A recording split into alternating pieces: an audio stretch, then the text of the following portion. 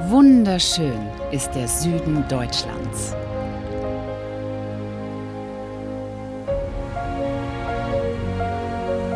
Jetzt gucken wir mal dahinter.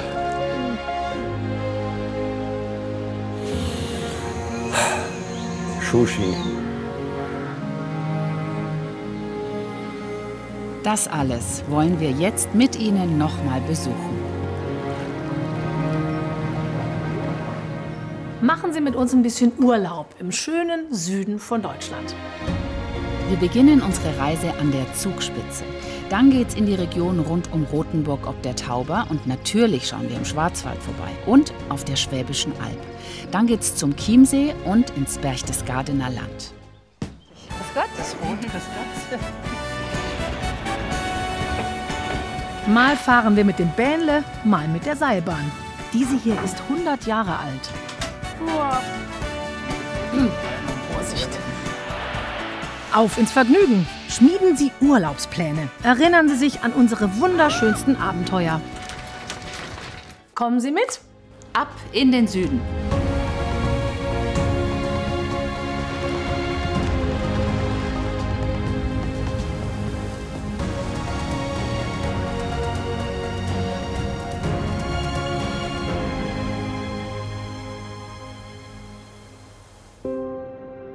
Da ist sie, die Zugspitze, Deutschlands höchster Berg. Über dem Westgipfel verläuft die Landesgrenze zu Österreich.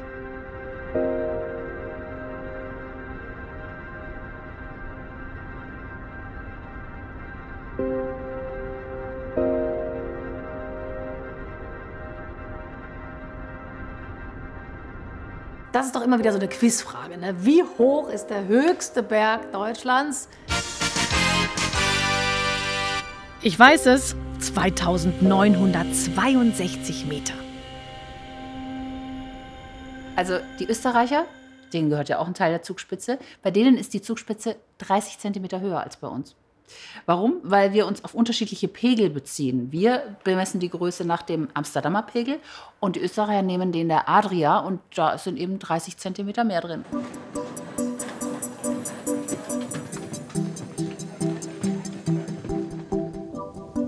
Seit 2017 fährt die neue Zugspitzbahn nach oben auf den Gipfel. Die Fahrt beginnt unten am Eibsee und dauert rund 10 Minuten.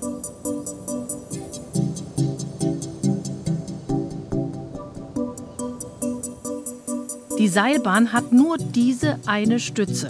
Sie ist 127 Meter hoch und damit die höchste Stahlbaustütze für Pendelbahnen weltweit.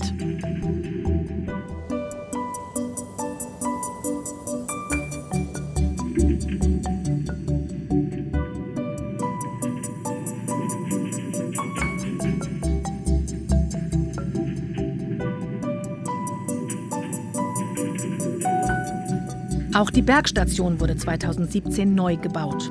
Fast 600 Personen transportiert die Seilbahn jede Stunde hinauf.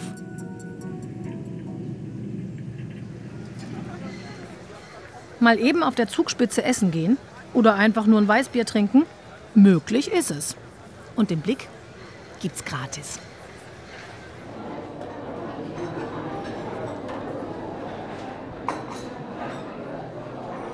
Ja, Mensch, es gibt ja auch wohl kaum einen Berg, der so erschlossen ist wie die Zugspitze. Internetcafé, Tagungsräume, Ausstellungen.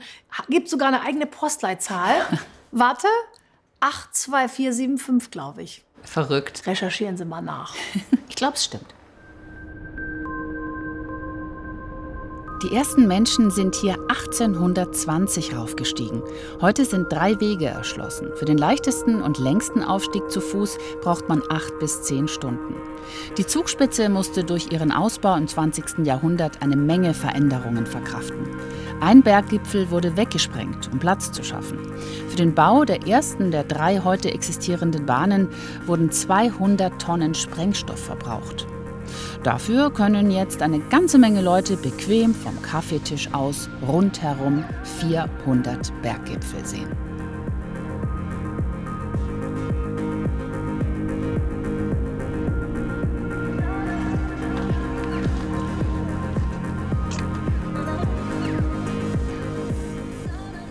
Es ist schon ein großes, großes Kino.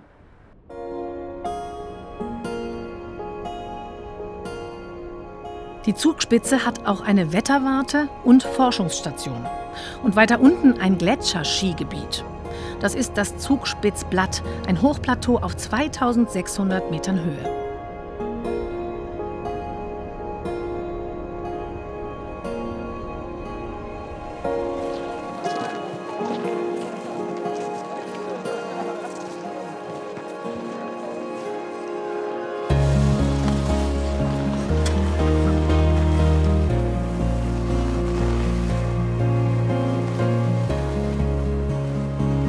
Jede Menge Spaß und Abenteuer hat man hier installiert. Im Iglu-Hotel übernachtet man im Eis, braucht aber auf eine heiße Sauna nicht zu verzichten. Ja, man kann auf der Zugspitze übernachten, sogar ganz oben neben dem Gipfelkreuz.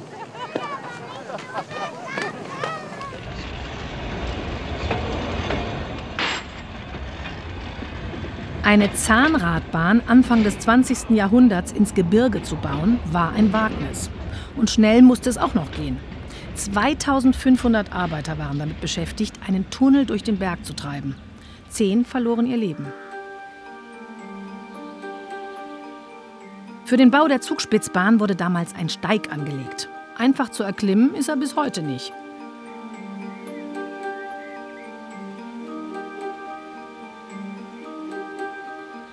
Der Weg geht jetzt links rüber zum Tunnelfenster 1 und zirkt dann oben am Band entlang hinüber zur Kante von der großen Riffelspitze.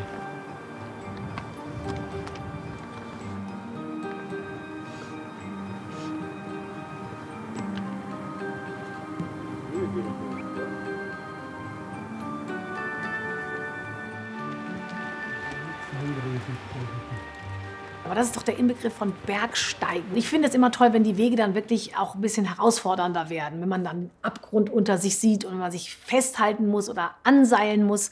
Aber es ist natürlich wirklich eine Herausforderung. Man sollte keine Höhenangst haben. Und um das nochmal klar zu sagen, dieser Weg ist wirklich nur etwas für geübte Bergsteiger.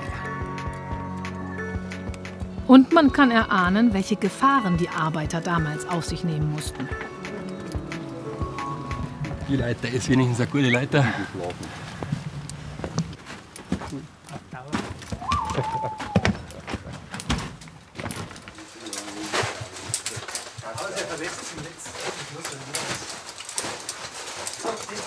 Das sind jetzt die Räume, in denen die Arbeiter gewohnt haben. Kantine, Essen, Übernachten, so in mehrtägigen Schichten da herum ihre Zeit verbracht haben. Nicht runtergekommen ins Tal. Weiß nicht, 4 Tage, 5 Tage Schicht und dann 2 Tage frei. Und dann ging's wieder hoch.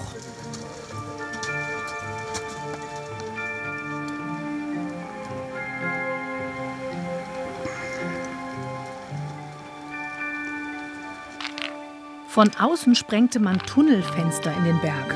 Der Materialtransport erfolgte über Hilfsseilbahnen.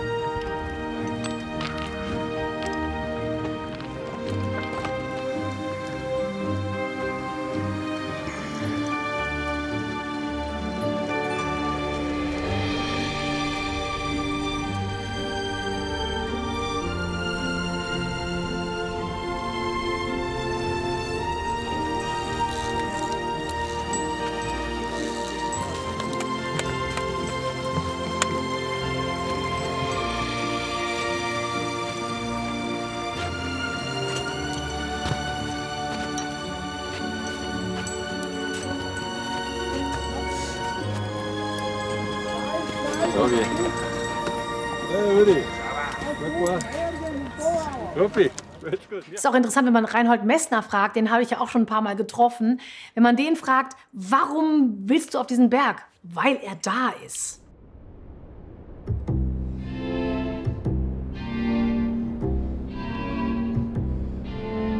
Nach der rauen Bergwelt jetzt in eine lieblichere Gegend.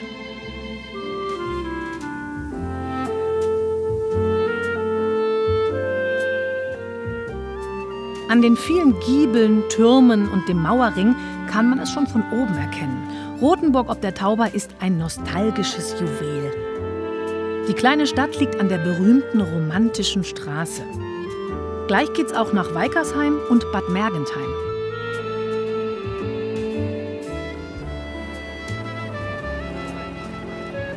1,5 Millionen Menschen aus aller Welt kommen jedes Jahr hierher, um sich die auf Hochglanz gebrachte mittelalterliche Altstadt Rothenburgs anzuschauen.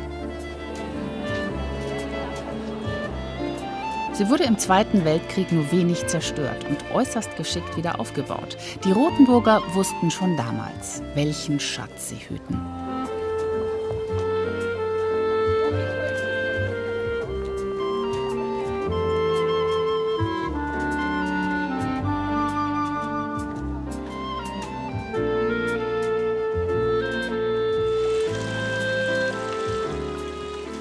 In Rothenburg gibt es viel zu besichtigen, unter anderem auch das Käthe-Wohlfahrt-Weihnachtsdorf, das das ganze Jahr über geöffnet ist. Ein Besuchermagnet.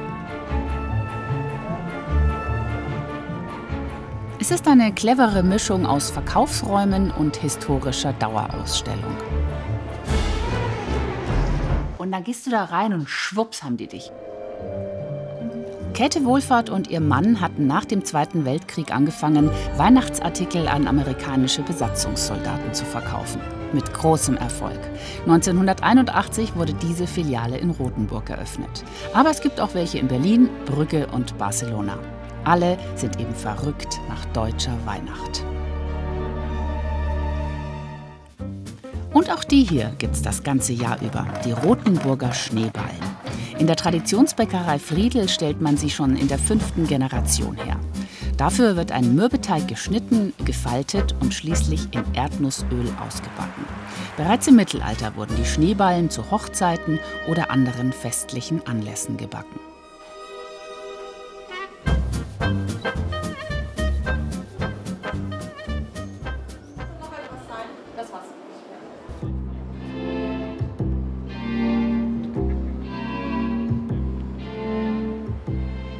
Was man unbedingt auch machen sollte in Rothenburg, ist ein Spaziergang auf der Stadtmauer. 4 Kilometer kann man drauf gehen und sich dabei über die Geschichte der Stadt informieren. Unser Fazit?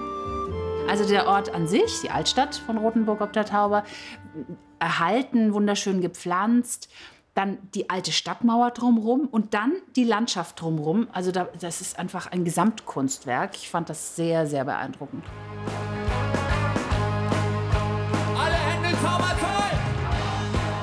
Das Taubertal kann nicht nur romantisch, es kann auch rockig.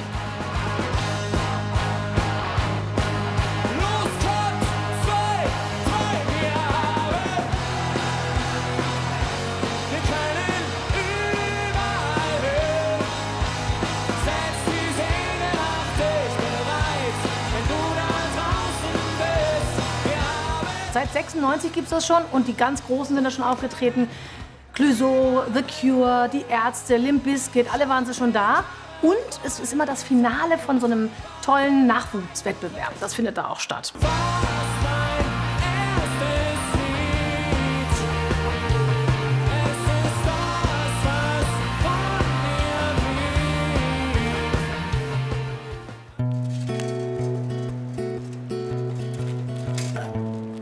Auf dem Taubertal-Radweg, der ungefähr 100 Kilometer lang ist, kommt man auch nach Kreglingen.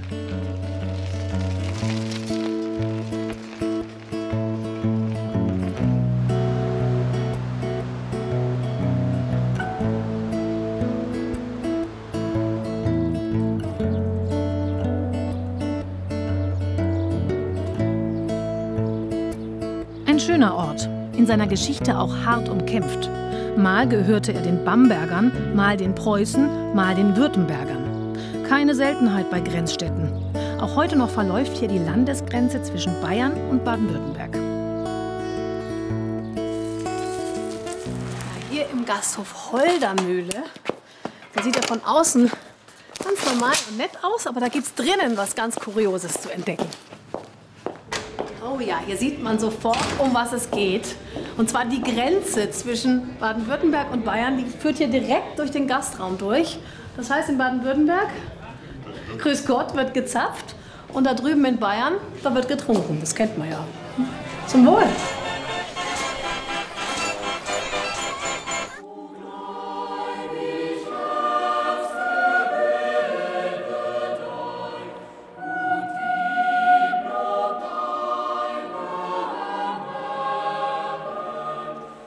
Der Barockgarten von Schloss Weikersheim wurde nach dem Vorbild von Versailles angelegt und war hierzulande im 18. Jahrhundert eine hochmoderne Anlage. Das Schloss wurde mehr als 100 Jahre früher mit dreieckigem Grundriss erbaut und danach kaum verändert. Das Tolle hier ist ja wirklich, dass dieses Schloss sehr lange in so einem Dornröschenschlaf lag. Und das ist jetzt heute ein Glück, weil dann konnte man diese ländliche Welt eines ländlichen Sitzes, Anwesens so schön erhalten. Das wäre sonst gar nicht möglich gewesen.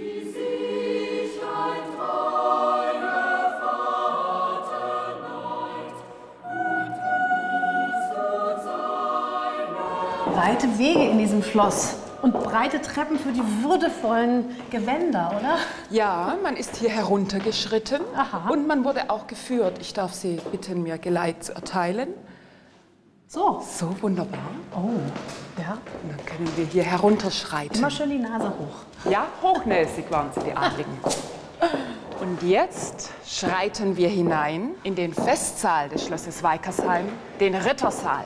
Bei diesen Klängen hat man gleich das Gefühl, da geht es doch jetzt in dieses Tanzritual, wo man immer so nett... War das nicht so hier? Ja, wollen wir gleich einmal probieren. Ich Wie darf wir jetzt. um die Hand bitten. Und jetzt? Schritt nach hinten, Schritt nach vorne, Schritt zur Seite, Schritt nach hinten, Ach, Schritt nach vorne. Wir drehen. wir drehen.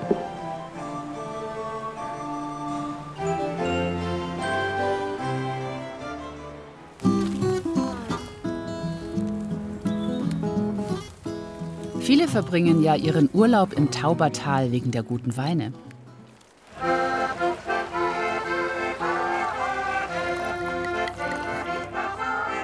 Und das Trinken ist hier manchmal wirklich originell organisiert.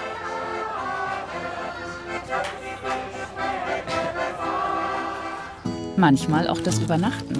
Denn wer so richtig weinselig ist, der will vielleicht auch mal im Fass schlafen.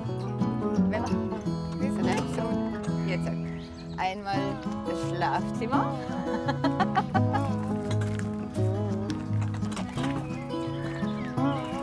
Ja, und da könnt ihr dann nachher auch.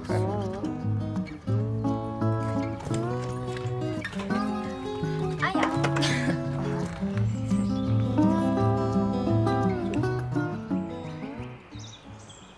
Na dann, gut's Nächtle.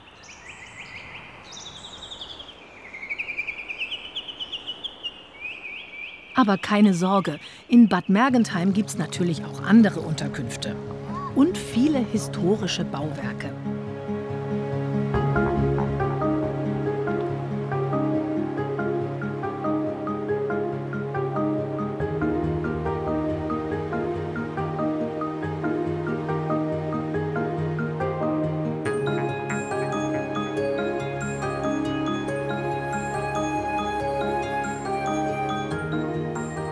Bad Mergentheim ist, wie der Name schon sagt, auch Kurstadt.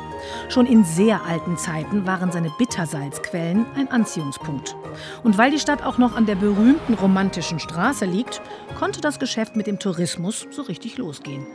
Die ersten Urlauber waren dann tatsächlich auch amerikanische Soldaten, die in Deutschland stationiert waren und die dort mit ihren Familien dann Urlaub machen konnten und eben diese Straße einfach abgefahren sind. Ja, und hier der genaue Verlauf der Romantischen Straße. Sie führt von Würzburg aus durchs Taubertal und immer weiter nach Süden bis ins Allgäu, nach Füssen. Und genau da fahren wir jetzt auch hin.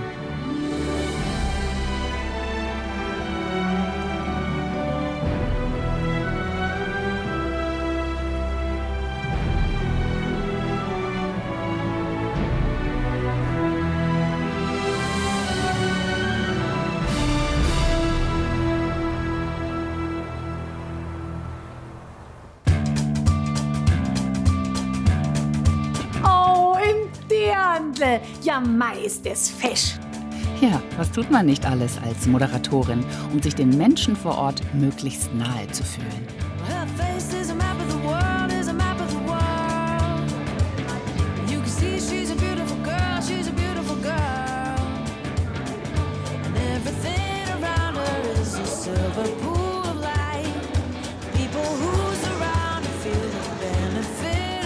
Hallo Iri.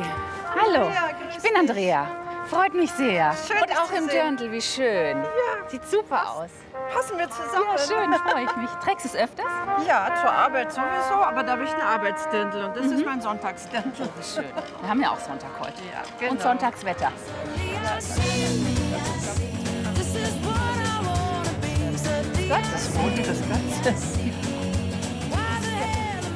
Bevor der Tourismus hier die Menschen ernährte, gab es im 16. Jahrhundert eine Blütezeit, weil der damalige Kaiser hier gern mit seinem Hofstaat herkam und sich die Stadt zum Zentrum für den Bau von Geigen und Lauten entwickelte, erzählte mir meine Stadtführerin.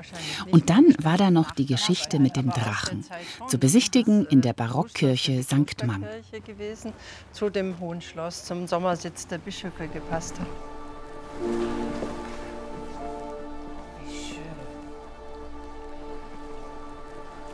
Schau, da ist der Drache. Einen Drachen habe ich in der Kirche noch nie gesehen.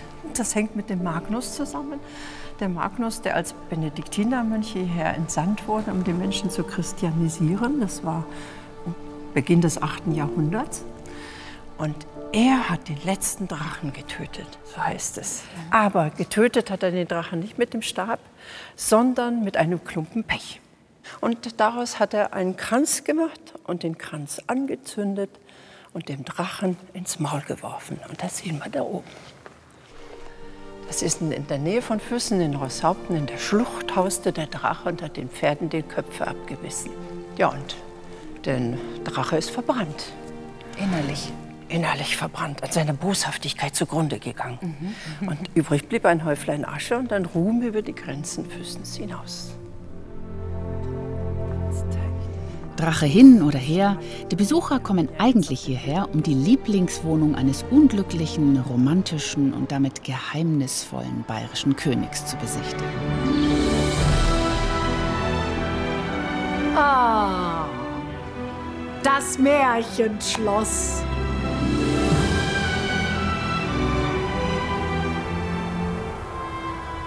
Romantik. Das hieß damals Liebe zum Mittelalter. Und so baute man dann auch. Und wenn man sieht, wie viele Leute täglich nach Neuschwanstein kommen, muss diese Liebe wohl irgendwie überlebt haben.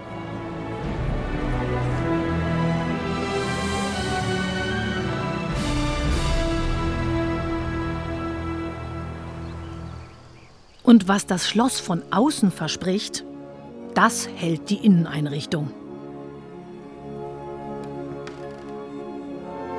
Das ist ja auch so lustig mit Neuschwanstein. Ne? Alle bewundern uns dafür, alle beneiden uns darum, um diesen Vorzeigebau aus dem Mittelalter, sagt man zum Beispiel ständig. In Amerika denken die, das ist aus dem Mittelalter, weil das ist ja aus dem 19. Jahrhundert. Aber ist egal.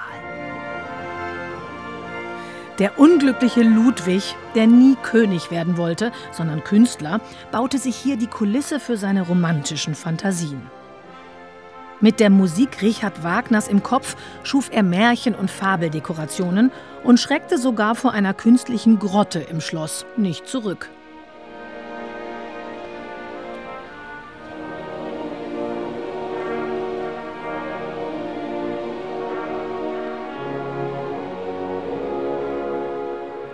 –172 Tage hat Ludwig hier gewohnt. Dann starb er unter Umständen, die bis heute nicht geklärt sind. Was mag er an diesem Ort empfunden haben? Man ist so über den Dingen und vor sich guckt man in die Natur und unter einem ist quasi so die Welt. Und man ist so entrückt von allem. Und das, glaube ich, ist das Gefühl oder das, was Ludwig II. So ersehnt hat und versucht hat, da zu finden auf Schloss Neuschwanstein.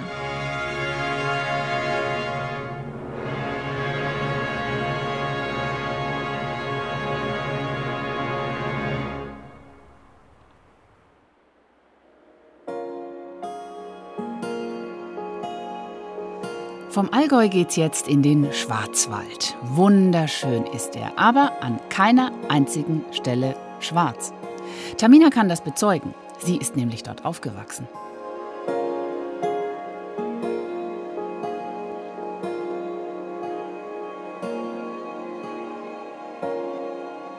Ich bin sehr naturverbunden und mitten im Wald quasi groß geworden. Und deswegen ist der Schwarzwald, die Natur des Schwarzwaldes für mich wirklich der Inbegriff von Heimat.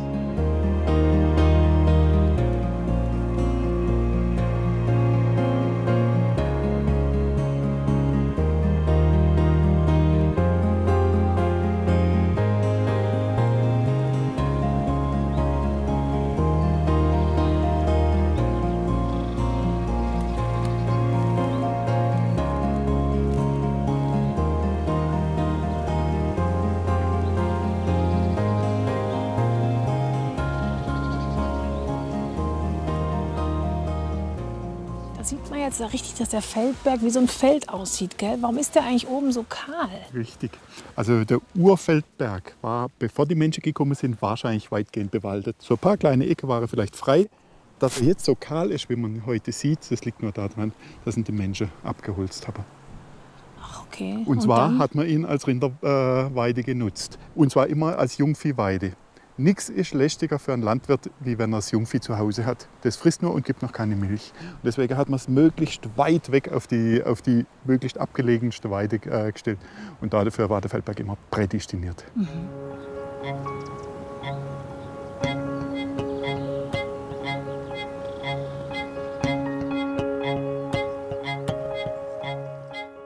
Warum heißt er eigentlich Schwarzwald, der Schwarzwald? Also ganz so einfach, wie jeder sagt, aufgrund des dunklen Fichtenwaldes ist es nicht.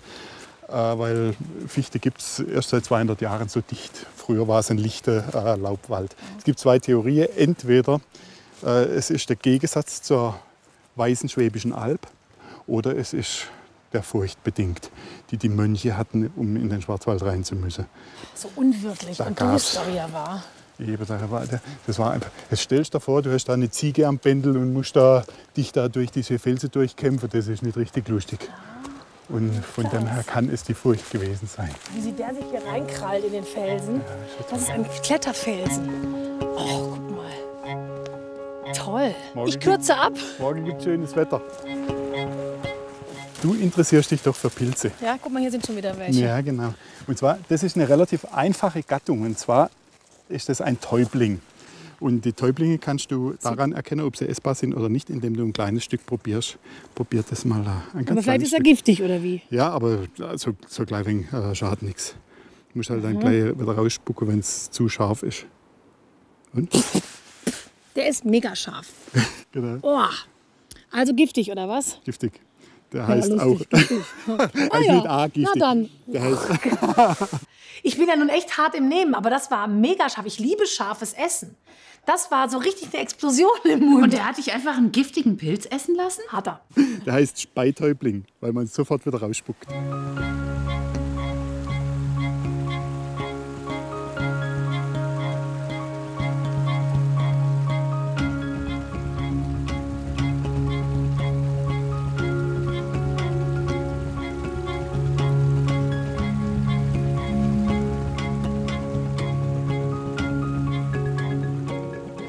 Jetzt guck mal dahinter.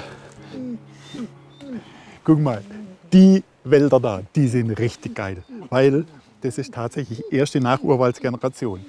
Die Mamas und die Papas von den Buchen und Tannen, die haben tatsächlich noch den Urwald kennengelernt. Das heißt, es ist nicht diese langweilige Fichte-Monokultur, sondern es sind solche Wälder, die den Schwarzwald ausmachen. Das ist der Schwarzwald nämlich, eben. So ist es. Toll.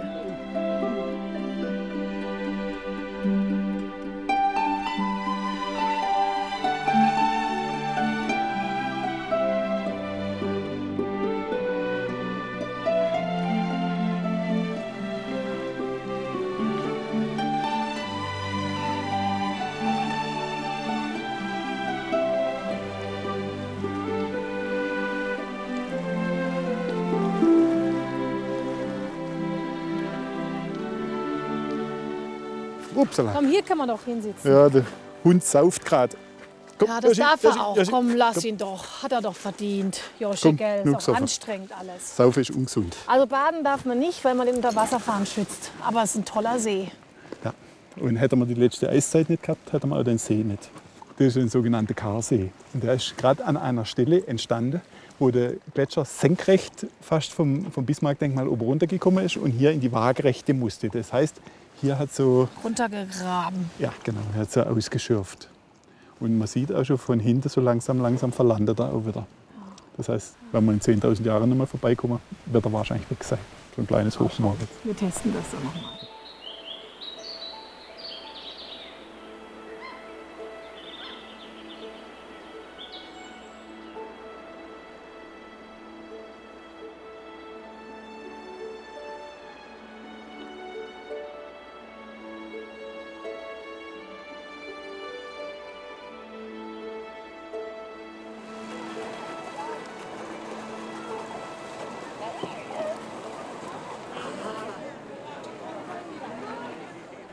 Nein, komm hier, Tretbötchen. Ich habe schon eins gekapert.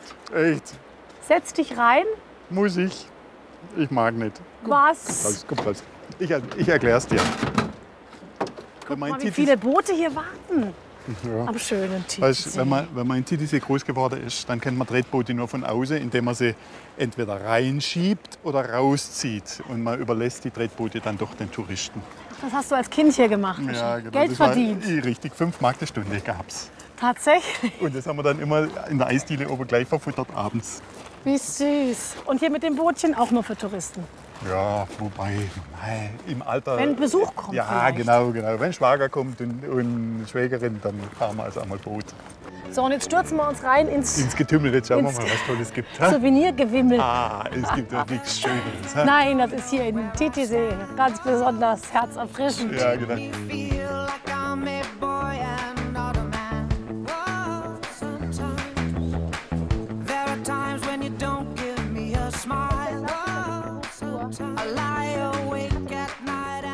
Tannenzapfen. Und das darf man wahrscheinlich nicht, aber man kann mal gucken, was man macht.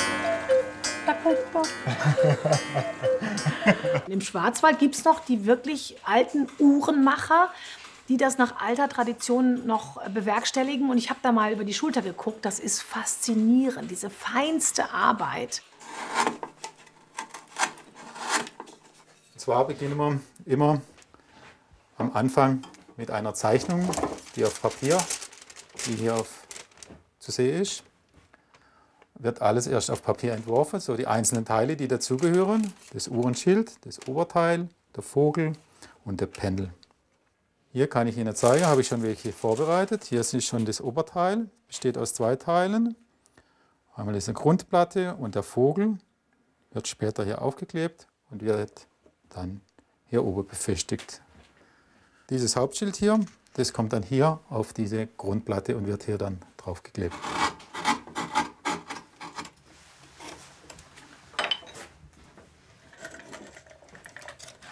Und so sieht die Uhr später mal fertig aus. Es sollen Glasbläser gewesen sein, die Uhren von ihren Reisen mit zurück in den Schwarzwald brachten. So soll in dieser Region die Uhrenproduktion entstanden sein. Mehr als 3000 Uhrenhändler hat es dann irgendwann dort gegeben.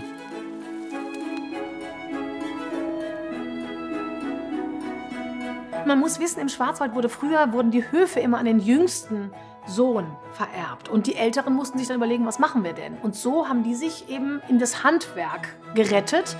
Und im Winterhalbjahr Uhren zu Hause gefertigt. Im Sommer lieferten die sogenannten Uhrenträger sie dann aus. Sie zogen durch ganz Europa, später auch in die USA, selbst nach Australien.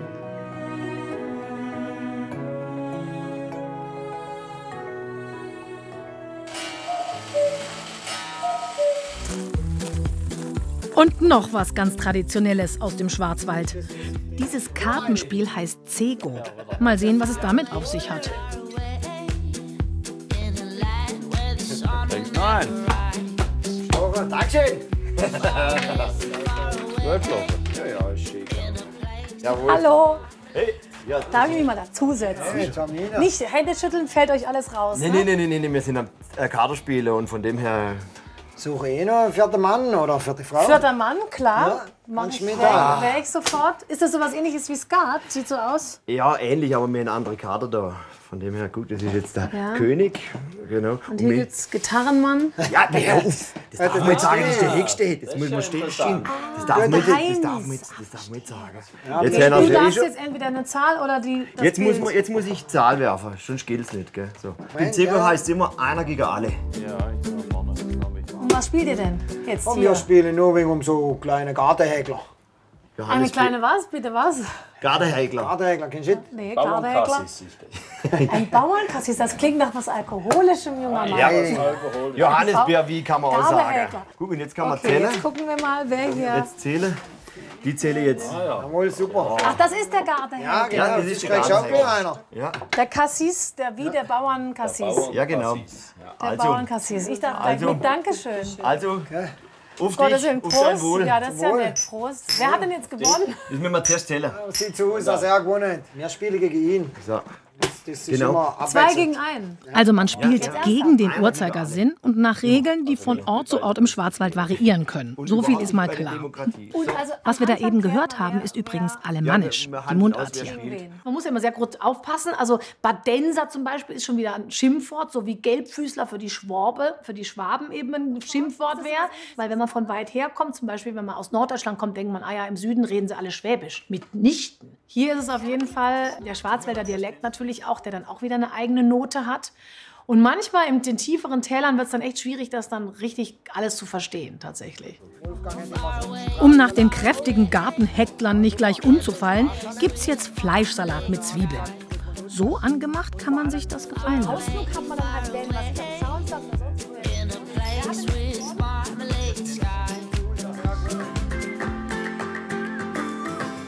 Auf geht's in die Sonnenstadt.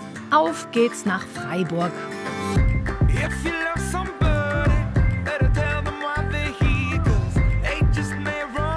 Willkommen in der Stadt der Bächle. Achtung, guck mal. Das Freiburger Bächleboot. Handgearbeitet. Seit meine Kinder das hinter sich herziehen, kann ich hier wunderbar durch die Stadt bummeln. Das machen wir jetzt auch.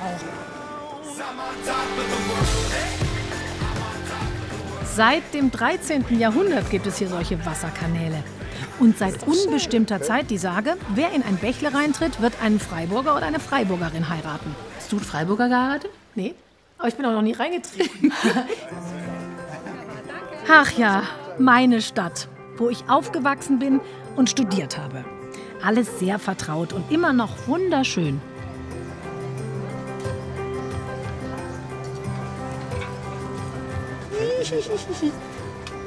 Ting, ting, ting, ting, ting. Ach, ist das schön.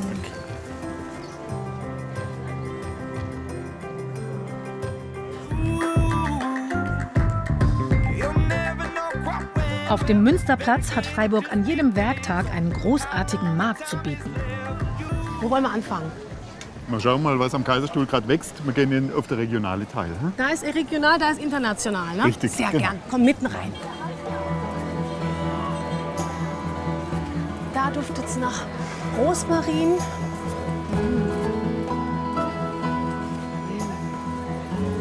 Könnte man vielleicht noch was probieren.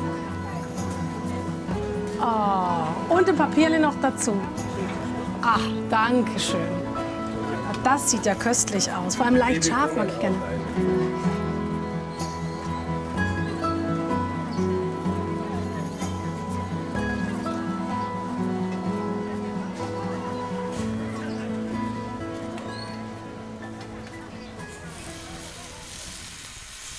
Die Original Freiburger Lange Rote, die muss natürlich jetzt sein, Achim, gell? Darf ich die einladen? Ja, unbedingt.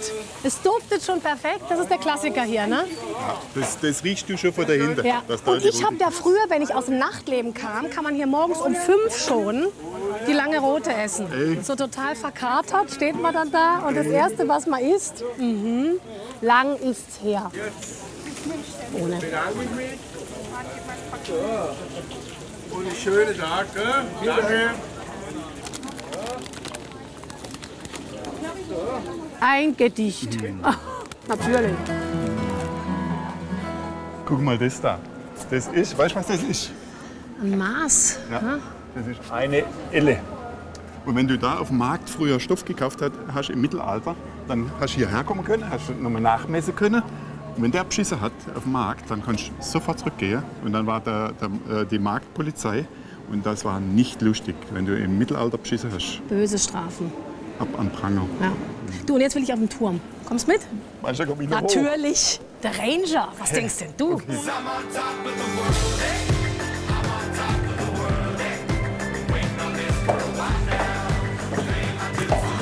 Licht.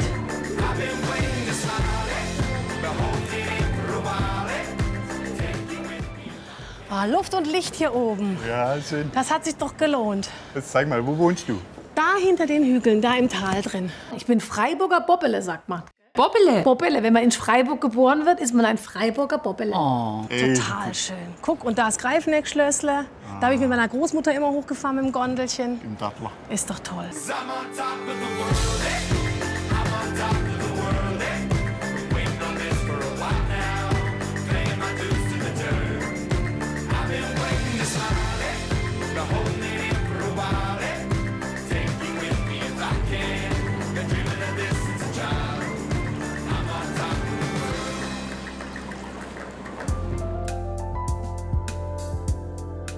Es gibt auch das ganz moderne Freiburg. Der Stadtteil Vauban ist gut an öffentliche Verkehrsmittel angeschlossen, weitgehend autofrei, familienfreundlich und umweltbewusst angelegt. Es gibt eine Solarsiedlung und 60 Energie-Plus-Häuser. Das heißt, sie erzeugen mehr Energie, als sie verbrauchen.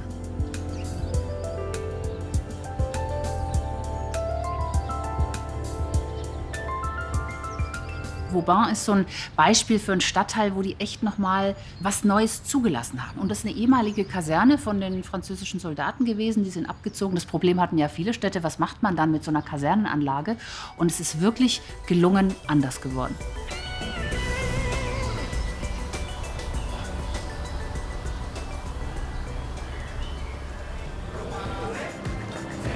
Kaffeehaus, guck. Ja, ja. Das ist er, der Milchkaffee. Dankeschön. Super, Dankeschön. Oh, ich kann mich noch an die Zeit erinnern, da habe ich den selber serviert, den Milchkaffee, hier im Kaffeehaus. Echt? Ja, habe ich gedoppt fürs Studium mit Zucker. Nein, danke. Aber ich. Und ich habe einen Sommer lang hier gesessen mit so einem Milchkaffee mit meiner Freundin, jeden Tag. Und habe das große Latinum nachgemacht für mein Geschichtsstudium.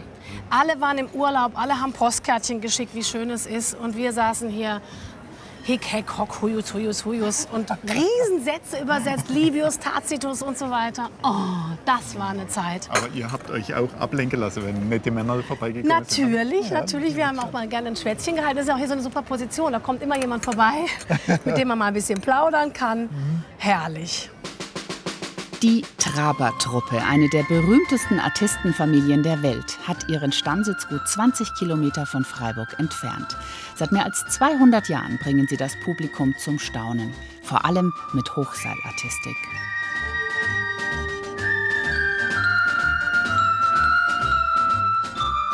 Unglaublich, die Fahrt mit dem Motorrad in schwindelnder Höhe. Damit machten die Trabers Furore auf fast allen Kontinenten der Erde und spielten sogar einmal in einem James-Bond-Film mit. Im Jahr 2003 an der Loreley, rund 160 Meter über dem Rhein, 14 Mal wirbeln Vater Johann und sein Sohn mit einem Motorrad um das Drahtseil.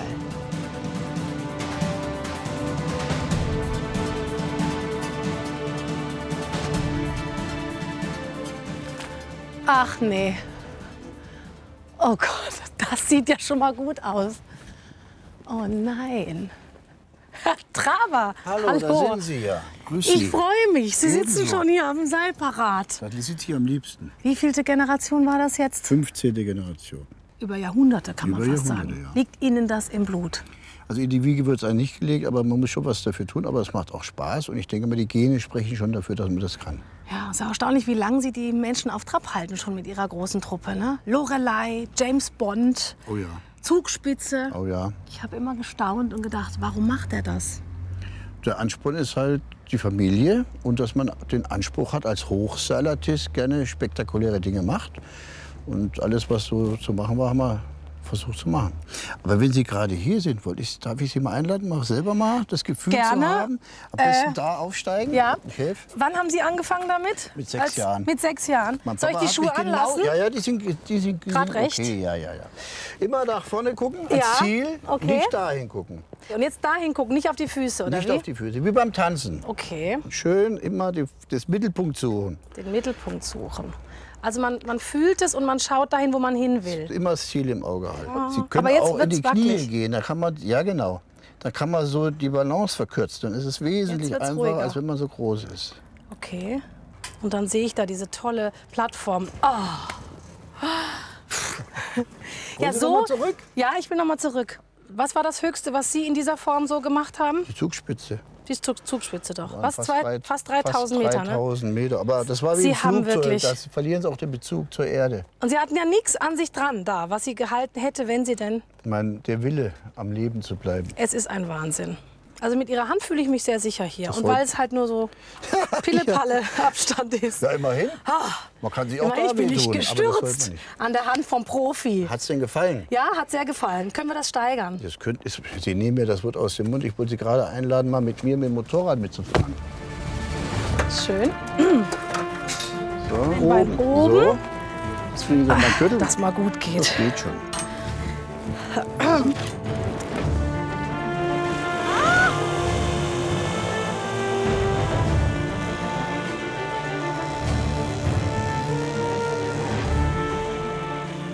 Also meine Familie hat auch sehr geschimpft. So, Ach, herrje. wie ist es? Oh. Ja, es ist so... Ungewohnt? Ja, wenn ich in die Ferne gucke, geht die Angst langsam weg. Ja. Und wie kommen Sie jetzt wieder runter? Wir werden Rückwärts? jetzt ganz langsam wieder rückwärts fahren. Ja, das versuchen wir jetzt mal. Aber Sie sehen doch hinten gar nichts. Oh, oh, oh.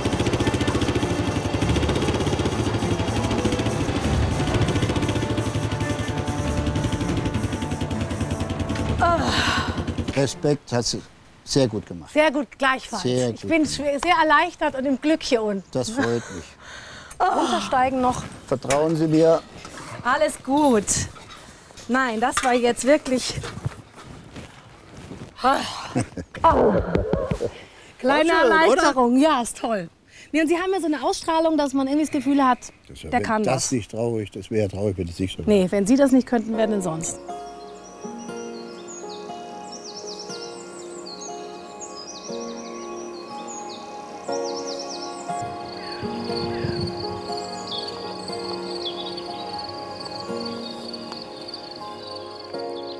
Wir bleiben noch in Baden-Württemberg und machen einen kleinen Abstecher auf die Schwäbische Alb.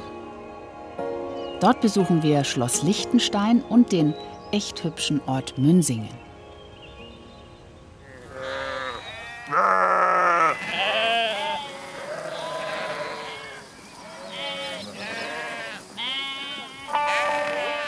Schon seit dem Mittelalter ist das in dieser Gegend ein typischer Anblick. Schafherden auf Wacholderheiden. Sie fressen und pflegen gleichzeitig die Landschaft der Alp.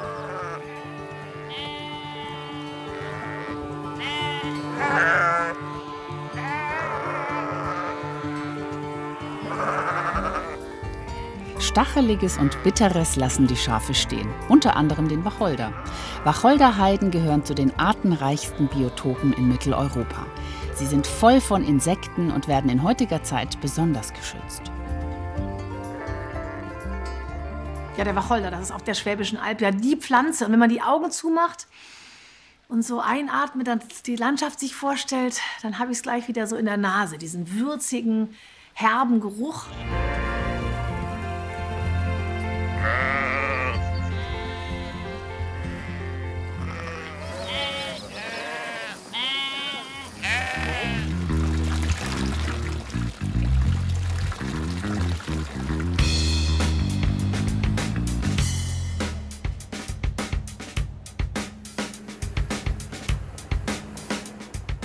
Münsingen ist schön anzusehen und ein idealer Ausgangspunkt, um die Gegend zu erkunden. Zum Beispiel mit der Eisenbahn, genauer gesagt mit der Schwäbischen Albbahn. Schon der Fahrkartenkauf ist ein Erlebnis. Fahrkarte. Nach Schädlingen, jawohl. Und zurück auch wieder. Jawohl. Das ist wieder. Dann fahren wir 14:18 Uhr vom Gleis 2. 11, gute Fahrt, Dankeschön, Herr Gaub, ade. Die Albbahn fährt zuverlässig und nach Fahrplan und ist zunächst einmal ein ganz normales Verkehrsmittel für die Einwohner der Region. Für Urlauber ist sie zu empfehlen, weil sie durch verschiedene Landschaftsformen der Schwäbischen Alb führt.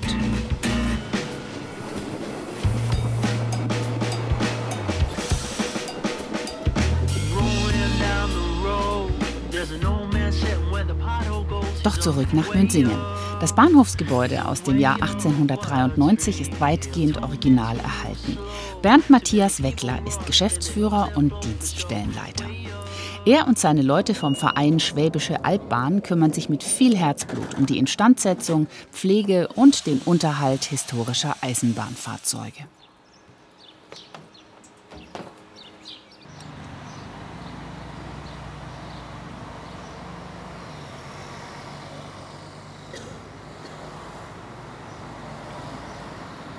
Der Verein pflegt aber nicht nur die historischen Eisenbahnen, sondern auch einen bestimmten Streckenabschnitt als Kulturdenkmal. Einer von meinen Studiokollegen hat mir mal gefragt, das ist doch langweilig da oben auf der Alp, was machst du eigentlich den ganzen Tag? Und denkst, hey du, weißt du, schwätzt schon im Auferstand raus. Bei uns ist freilich bloß 43 Kilometer. Aber das, was es interessant macht, das ist die Teilhabe an dem Leben entlang der ganzen Bau. Das ist bloß ein Eisenbau.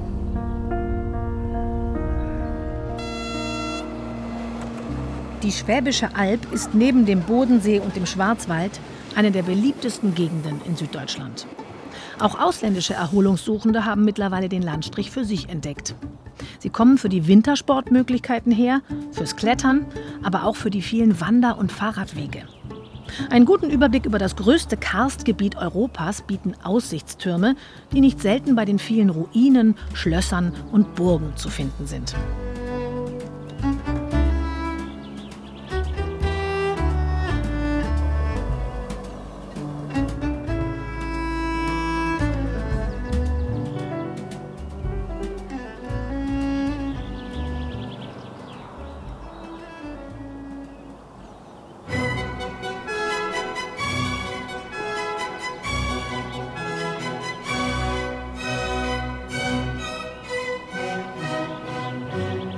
Schloss Liechtenstein wird ja das Neuschwanstein der Schwäbischen Alb genannt und es ist auch wirklich so ein richtiges Märchenschloss.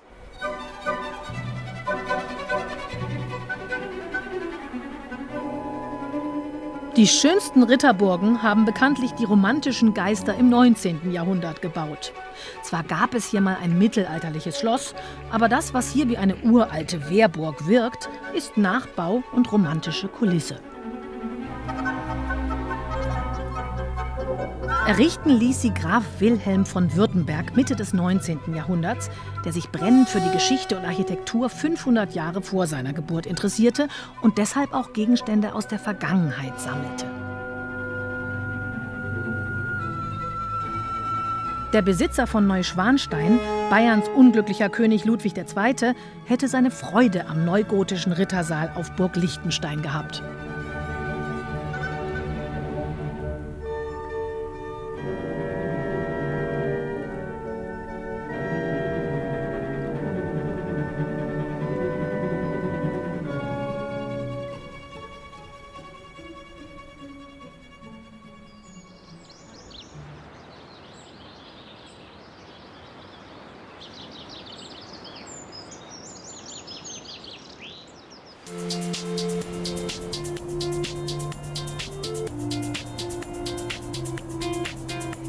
Der Chiemsee, Bayerns größter See, südöstlich von München, ist wirklich eine Reise wert.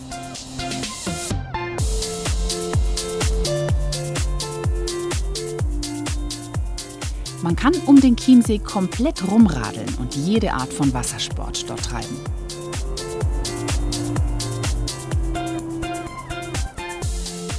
Eine super Attraktion ist auch das Schloss Herrenchiemsee, das Ludwig II. Erbauen ließ. Wir wollten aber mit dem Wassersport anfangen. Aber dann hat sich der Chiemsee erstmal von seiner unfreundlichen Seite gezeigt.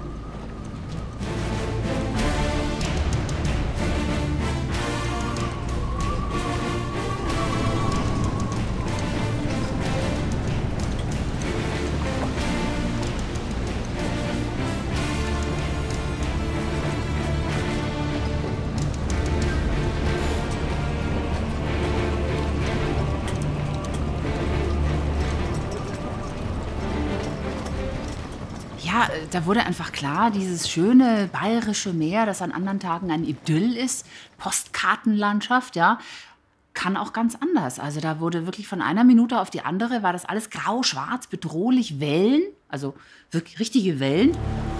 Oh, Uli, ist alles okay mit dem Boot? Ja, Gott sei Dank, es hätte ihn beinahe hier an Land getrieben, weil wir heute einen ziemlich heftigen, auflandigen Westwind haben. Und jetzt mussten wir schnell schauen, dass wir das Schiff wieder rauskriegen. Ja, ich wollte dich gerne mit diesem wunderbaren Schiff hier zum Segeltran So richtig so in Weiß und Sonne und so, ne? Aber wie man sieht, das Wetter ist äußerst wechselhaft heute. Darf man sagen, dass es typisch ist für das Chiemgau? Nicht immer, aber es gibt es schon öfter. Also so, wenn halt so ein Wetter ist, dann blinkt auch gleich die Sturmwarnung, wie du siehst, so am See draußen. Und wenn es richtig, und da kommt jetzt gerade eine sehr schwarze Wand. Deswegen ist es besser, wir warten das jetzt ab. Aber heute ist einfach wieder richtiges bayerisches Meer-Feeling hier am See.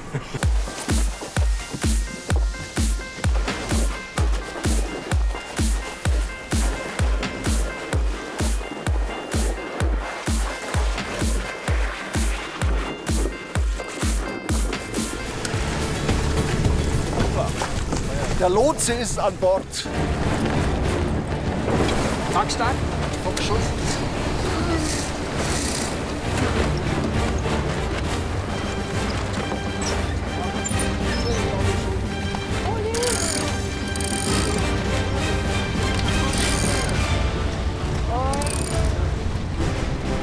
Diese Wetterthematik, die haben wir natürlich ständig. Und die Drehtage sind vollgepackt. Wir wissen, wenn wir das heute nicht in den Kasten kriegen, dann müssen wir versuchen, das morgen noch nachzuholen. Aber dann ist schon wieder eine andere Verabredung.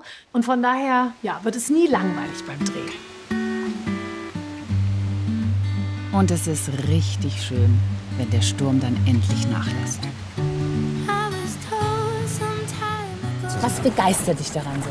Es ist einfach der Kampf mit der Natur, wie man heute auch so schön sieht. Man muss wirklich kämpfen, auch mit Wind und Wetter. Und es ist einfach, man ist nah bei der Natur. Das seid ihr ja dann schon hart im Nehmen, oder? Also mich macht das irgendwie fast ein wenig nervös, wenn man nicht so genau weiß. Man muss ja immer auf alles eingestellt sein, ne? Also vor allem als Segler muss man sich da schon sehr darauf einstellen.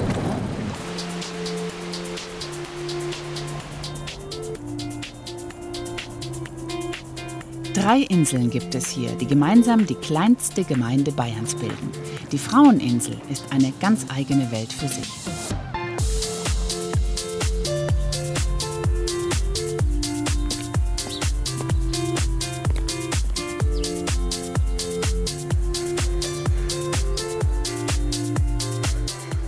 Da war früher übrigens der Künstlerstammtisch der Chiemsee-Maler. Das waren Freiluftmaler, die sich hier angesiedelt haben. Freiluftmaler, war das was Besonderes, dass die draußen gemalt haben? Ja, früher hat man ja hauptsächlich im Atelier gemalt oder fast ausschließlich. Und die haben sich eben hier an die frische Luft gesetzt und haben sich inspirieren lassen von dieser wunderschönen Natur. Ja.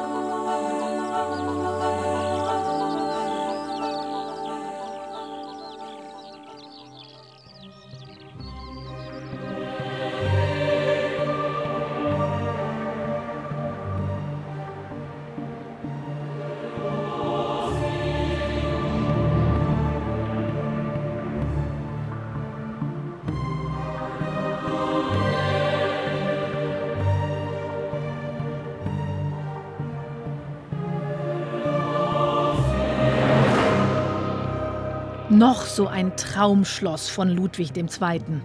Genauso wie Neuschwanstein ist es unvollendet geblieben und trotzdem unglaublich in jeder Hinsicht. Rokoko-Architektur entstanden 100 Jahre nachdem dieser Stil aus der Mode gekommen war. Und warum? Weil Ludwig träumte, der Sonnenkönig zu sein.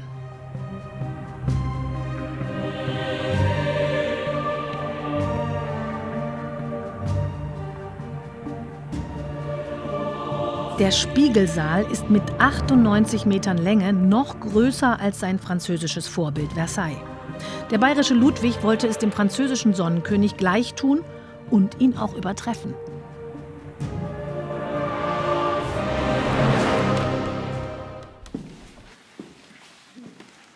Also hier in diesem Ruhezimmer, das ist alles so überladen, also besser kann man Rokoko nicht anrichten. Also sowas erschlägt einen richtig. Da sieht man auch die Detailversessenheit des Königs. Und natürlich finden sich hier auch Abbildungen des Komponisten Richard Wagner, dessen Musik der junge König Ludwig vergötterte.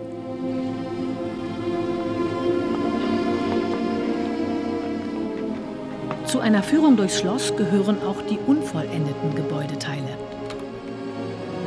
Also hier ist genau das Gegenstück von dem Prunktreppenhaus. Das ist ein ganz anderer Eindruck. Ja, aber es ist erstmal eine Erholung für die Augen.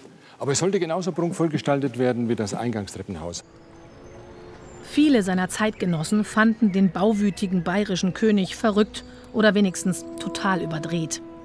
Wahrscheinlich war er vor allen Dingen sehr unglücklich.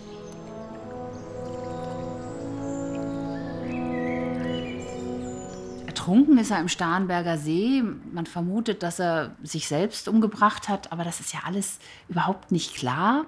Und heute noch trifft man dort viele Menschen, die ihn verehren und diesen Ludwig hochhalten. Denn er hat Unglaubliches hinterlassen.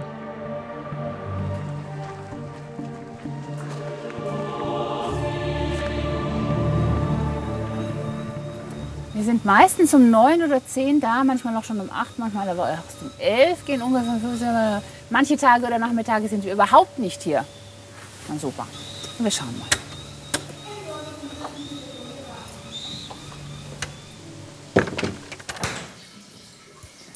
Grüß Gott. Hallo, grüß Gott. Sind Sie der Herr Angerer? Selbstverständlich. Das freut mich. Zu Ihnen wollte ich. Sie sind doch der Inselgärtner. Ja, normal schon, ja. Aber ich tue Schnapsbrenner auf der Insel seit 22 Jahren. Ach, Sie sind auch Schnapsbrenner? Ja. Das wusste ich nicht. Ja, gut, das weiß auch keiner, weil ich bin ja ganz versteckt darin. Ja, was machen Sie da jetzt gerade? Da tue ich jetzt ein Verschneiden. Da mache ich aus hochprozentigen Alkohol mache ich noch den trinkfertigen mit 40%. Der wird mit enthärtetem Wasser verschnitten. Wollen Sie mal anprobieren? Ja, wenn ich schon mal da bin.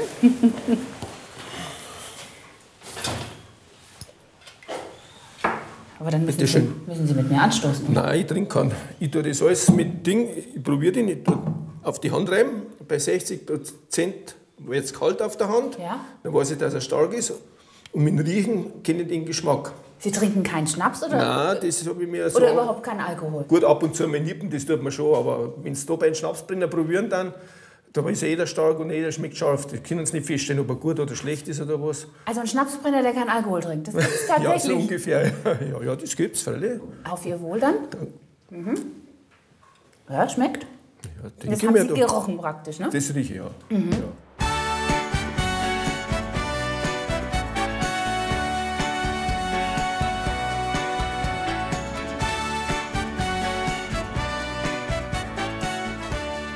Die Chiemsee-Inseln kann man übrigens von fast überall her mit dem Dampfer erreichen.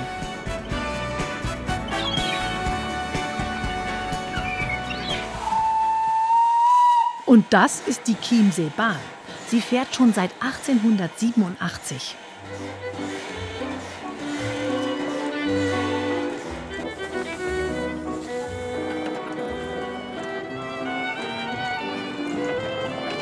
Mit der Chiemseebahn, die von den Chiemgauern auch Bockheilbahn genannt wird, kann man vom Priener Bahnhof direkt bis zum Hafen fahren. Und es ist eine richtig schöne, urige Zuckelei, wie anno dazumal.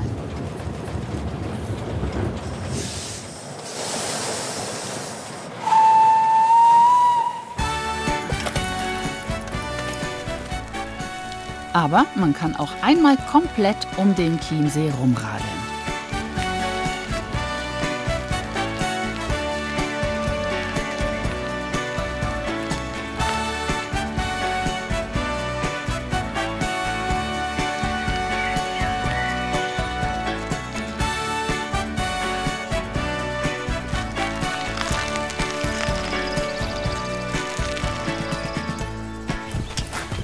Schauen wir uns jetzt mal an.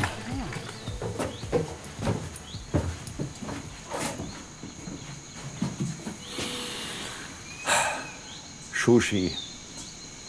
Also schon schön. Ja, so kann man es auch sagen. Da vorne fließt die Tiroler Aachen, die kommt aus Österreich, die fließt hier in Chiemsee. Und es ist ein riesiges Naturschutzgebiet. Die vielen Schwäne. Hörst du das?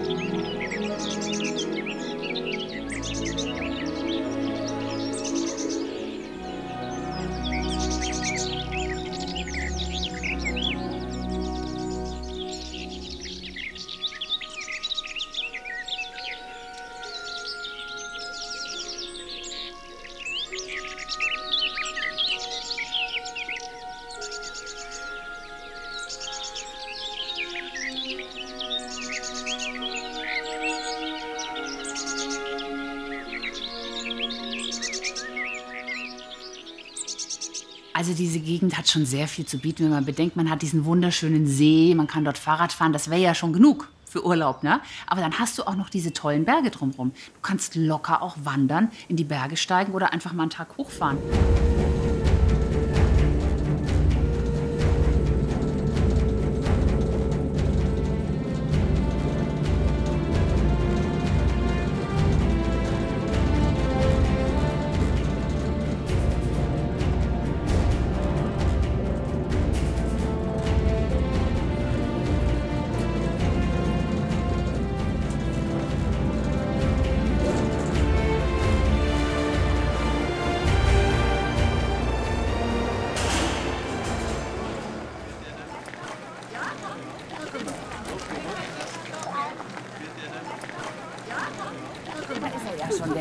Hallo.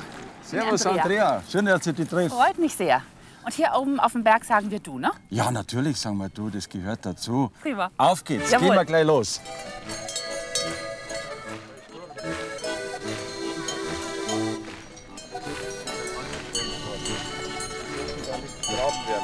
Schau mal, Andrea. Das ist ein Eisenhut. Seine Blume siehst du nur im Gebirge. Schön. Wunderschön, diese leuchtende Kraft. Toll.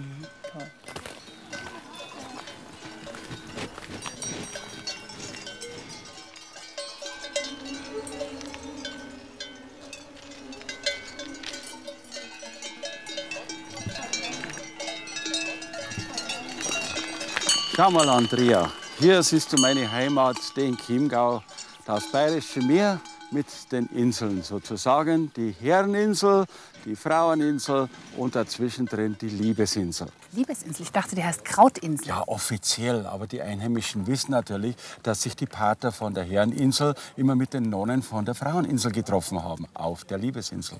Aber doch nur zum Beten. Ich denke schon, ja. Und du hast auch so eine wunderbare Tracht an, die hier wirklich perfekt reinpasst. Jetzt sehe ich, das sind deine Initialen. J.E., Ja, ne? genau. Josef Ecker. Und der König. Der gehört dazu.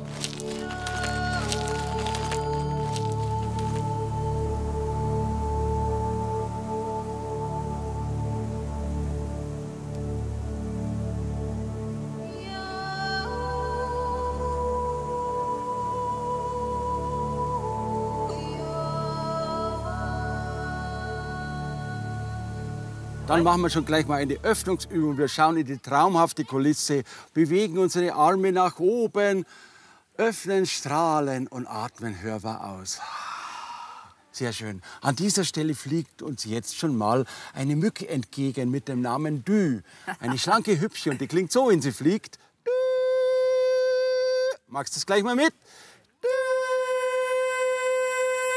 Das wird eine zweite Mücke, die kann nicht so hoch fliegen. Sie heißt Rü. Sie kommt etwas tiefer herbei und begrüßt die schlanke Hübsche da oben mit einem Rü.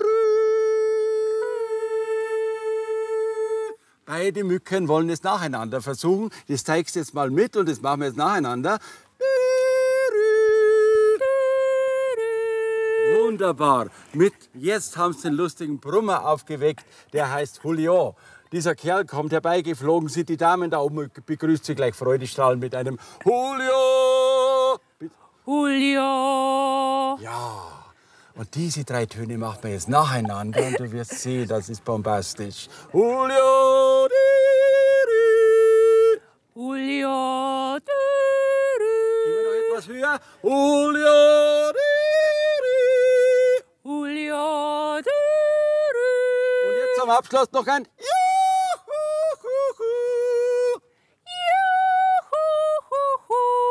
Jetzt bist du eine perfekte Jodlerin im Gebirge. Toll hast du das gemacht. Super. Und du hast sofort das Gefühl, man verwächst so mit der Bergwelt und taucht so ein, oder? Das war total, der hat das so schön erklärt, Ja. dass ich glaube, bei der Erklärung könnte wirklich jeder jodeln.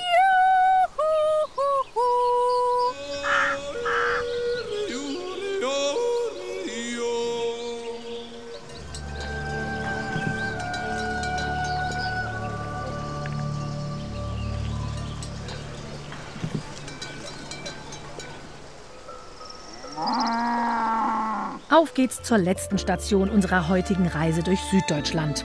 Wir fahren nach Berchtesgaden, Bad Reichenhall und zuerst an den sagenhaften Königssee.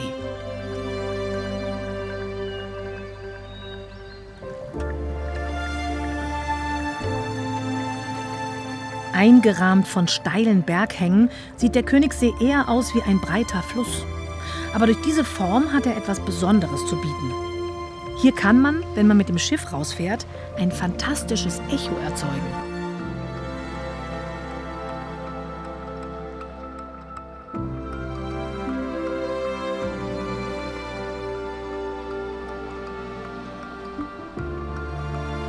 Echo fotografieren ist verboten. Hoffentlich ist er da, der zurückbläst. Und wenn man dann zu diesem speziellen Echopunkt kommt, dann werden die Motoren komplett stillgelegt. Alle werden leise. Psst.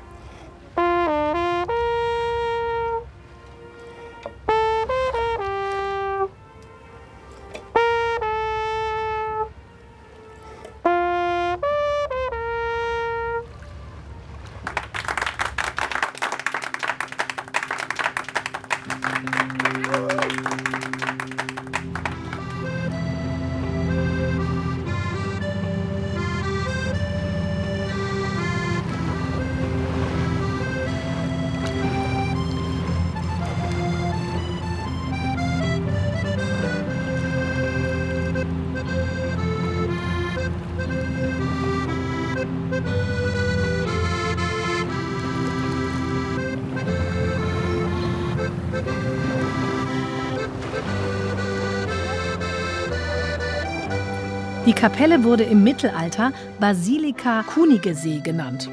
Und wahrscheinlich ist das der Ursprung des Namens Königssee. Das heutige Gebäude wurde Ende des 17. Jahrhunderts erbaut. 200 Jahre später hat es besagter König Ludwig II. Vor dem Abriss bewahrt.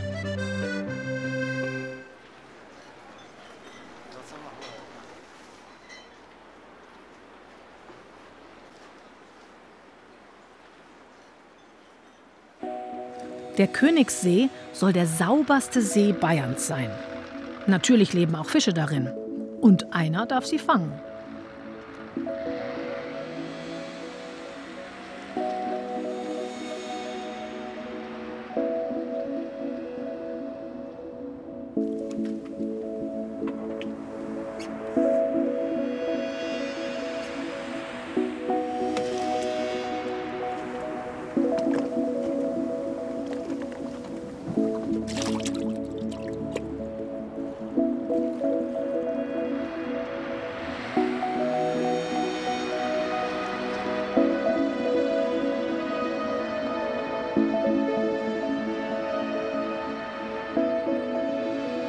Direkt am Seeufer werden die Fische geräuchert und an die Besucher verkauft.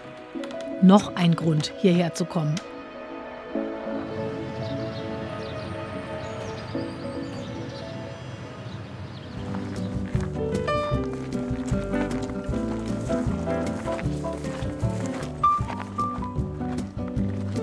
Boah, sind wir schon fast oben hier. Da siehst du jetzt erst einmal den Königssee. Genau. So richtig schön. Und wo ist das Kirchlein? Das sehen wir jetzt dann, wenn wir vorne sind. Ah.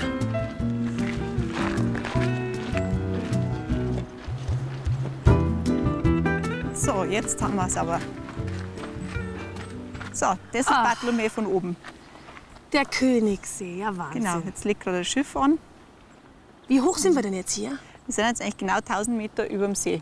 Also auf 1600 ungefähr. Und das ist die Watzmannwand? Genau, das ist die berühmt-berüchtigte Watzmann-Ostwand. Ja, und zum Glück hat man sich ja damals entschieden, nichts da hochzubauen. In den 70er Jahren hatte man sich nämlich überlegt, bauen wir da eine Gondelbahn, bauen wir irgendwelche Seilbahnen auf den Watzmann hoch. Und dann hat man gesagt, nein, diesen Berg in all seiner Pracht und in all seinem Charakter lassen wir so, wie er ist. Das wird Nationalpark, da wird gar nichts gemacht. Und so ist das bis heute, zum Glück. Und das bedeutet, wer rauf will, muss bergsteigen.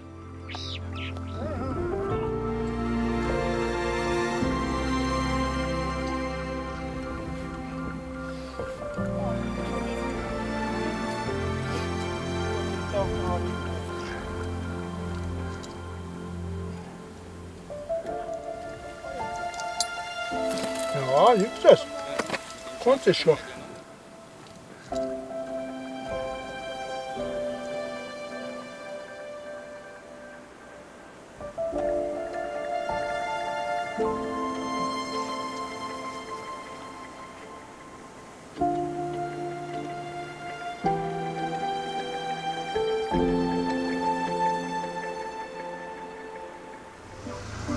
Jetzt sind wir in der Stadt, die der Region ihren Namen gibt.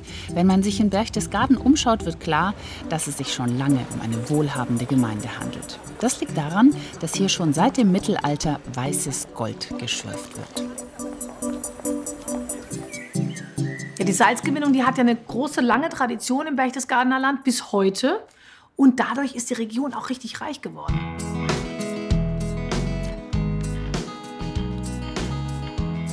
Auch heute noch gibt es hier ein aktives Salzbergwerk, das man besichtigen kann.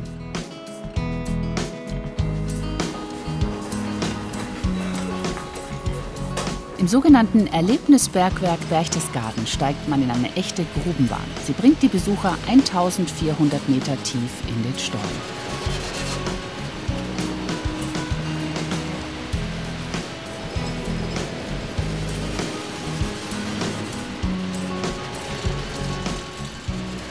Schon seit 1517 wird in diesem Bergwerk Salz gewonnen und durch eine 20 Kilometer lange Sohleleitung nach Bad Reichenhall gepumpt.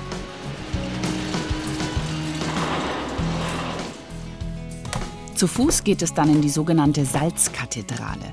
Die kunstvoll wirkenden Salzkristalle an den Wänden sind entstanden, weil dieser Hohlraum bis zur Decke geflutet war mit Sohle, mit stark salzhaltigem Wasser.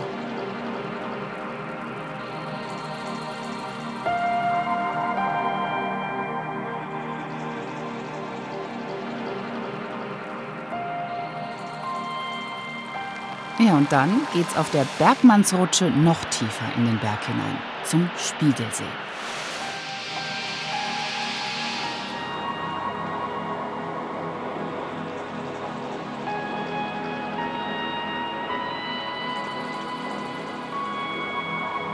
Gehen wir aufs Boot, da sehen wir zur Lasershow.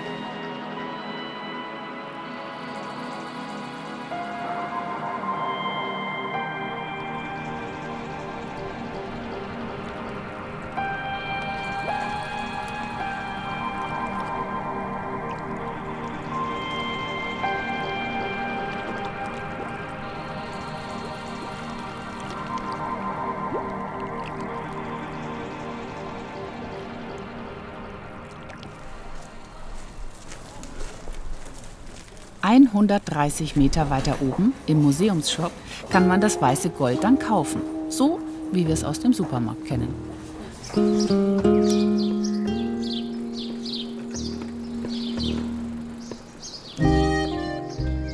Folgen wir der Spur des Salzes. Schauen wir uns Bad Reichenhall an. Das ist nett. Hier ist ein bisschen dörflich, mitten in der Stadt, goldig. Oh, ein schöner Platz hier. Idylle. In Bad Reichenhall haben schon die alten Römer vor 2000 Jahren Salz abgebaut. Salz war halt immer schon ein kostbares Gut, ohne das die Menschen nicht leben konnten.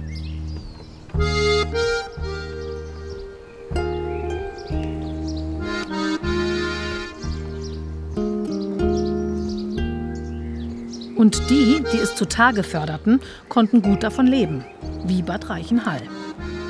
Durch ganz Deutschland zogen sich die Salzstraßen, um das weiße Gut in die Regionen zu transportieren, die selbst kein Salz hatten. Und weil man auch entdeckt hatte, dass Sohle, also salziges Wasser, gut für die Gesundheit ist, kam als zusätzliche Einnahmequelle noch der Kurbetrieb dazu. Das sieht doch mal prächtig aus. Ja, um die alte Saline rum gibt es so einen ganz schönen Park. Und ich weiß noch, ich wollte da erstmal ganz flott so reinradeln. Dann kam da gleich jemand und sagte, nein, nein, hier muss das Rad abgestellt werden. Hier wird nur relaxed, gekurt, sich erholt. Habe ich ganz brav mein Fahrrad abgestellt und bin da so ein bisschen gelustwandelt.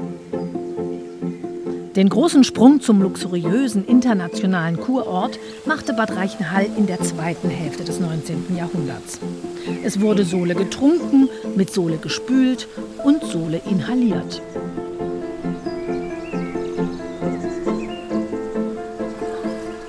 Und weil der erfolgreiche Pfarrer Kneip auch nicht so weit weg von hier wohnte, wird natürlich auch das Wasser getreten.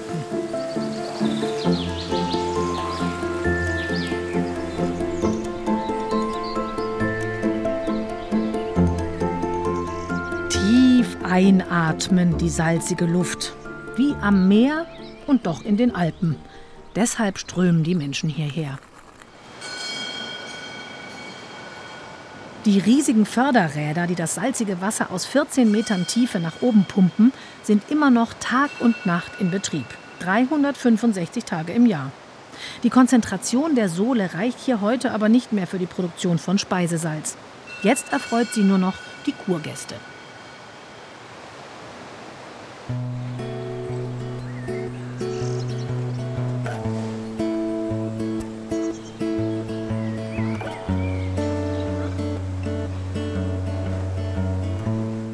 Das ist ja prächtig.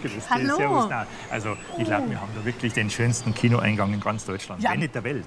Und jetzt willst du mir einen ganz besonderen Film zeigen? Ja, der hat ein bisschen einen komischen Titel, Miss Evelyn, die Badefee. Oh Gott. Ja, genau. Ist damals entstanden 1929 zur Bewerbung für diesen Ort. Das zeige ich dir jetzt dann gleich. Oh, Schau mal. so was ganz Historisches. Ja, absolut. Ich bin mal gespannt. Herzler. Und das Beste ist, man kann das da in diesem alten historischen Kino, sozusagen wie damals, mit rotem Vorhang, sich heute noch angucken, diesen Film, und so eintauchen in diese Zeit damals. Der Film Miss Evelyn, die Badefee wurde früher auf luxuriösen Kreuzfahrten gezeigt, um reiche Kurgäste in den bayerischen Badeort zu locken. Miss Evelyn kommt standesgemäß mit dem Flugzeug hier an. Werbung für wirklich Schwerreiche damals. Cleveres Marketing hat man hier in Bad Reichenhall offensichtlich schon immer drauf gehabt.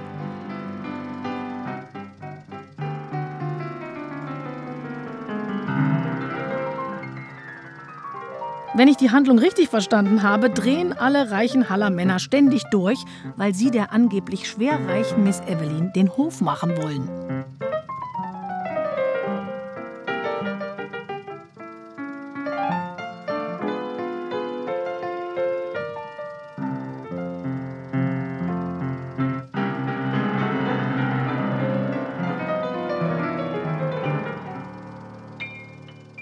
Auch die berühmte Predigtstuhlbahn kommt im Film vor. Sie war 1928, also ein Jahr vor dem Film, eröffnet worden.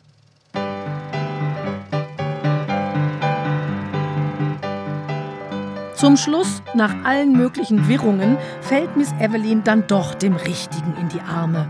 Wer hätte das geahnt?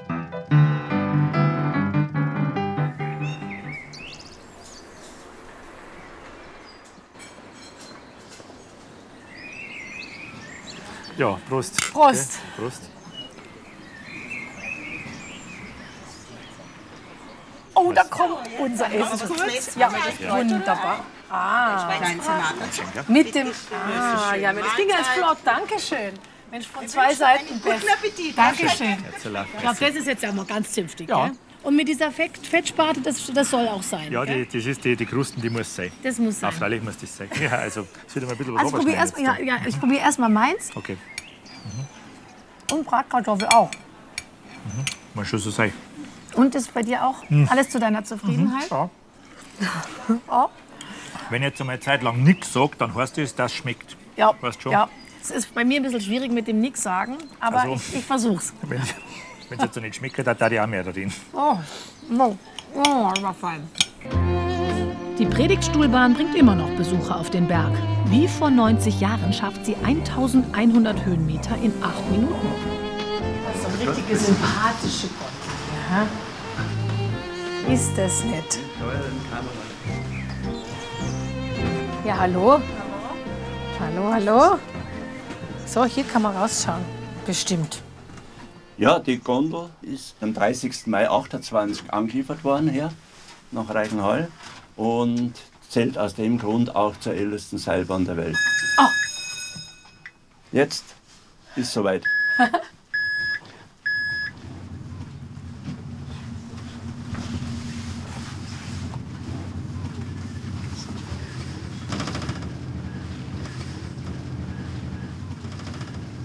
In dieser Bahn drin habe ich echt 2-, 3-mal gedacht, also die ist ja wirklich historisch. Die sieht so und schön dann habe ich noch aus. gefragt, wurde das Seil mal ausgewechselt, irgendwas? Nö, bis jetzt war das nicht nötig. Ganz stabil. Und es ist mega steil, wirklich. Ja. Ui, das geht auch noch. Kann man richtig gut rausgucken, aber gell, Vorsicht. Es ist gerade so weit auf, dass man so ein bisschen, dass mir so ein bisschen schwummrig wird. Weil man hier doch... Vorsicht. Oh, jetzt. Die Gondeln werden wie zu ihrer Entstehungszeit immer noch durch eine mechanische Technik per Hand gesteuert. Der Gondelführer sieht auf einer analogen Skala, wann die jeweilige Gondel welchen der Träger passiert.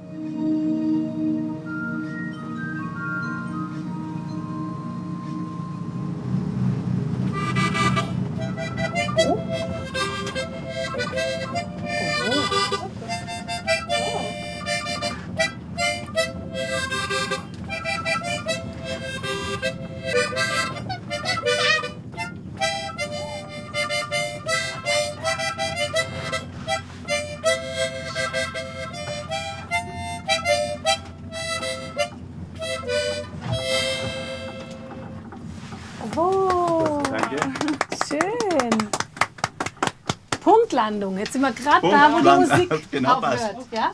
Genau gepasst.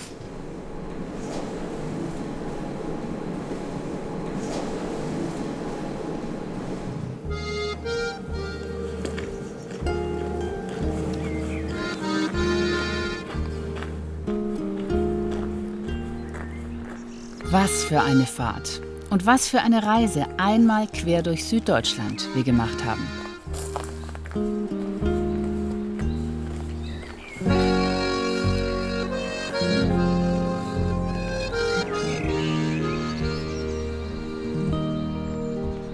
Wir hoffen, es war etwas für Sie dabei. Für Ihre nächste Reise, wenn Sie das nächste Mal in den wunderschönen Süden Deutschlands fahren. Und wer weiß, vielleicht treffen wir uns ja auch mal auf dem ein oder anderen Gipfel. Bis dahin. Tschüss.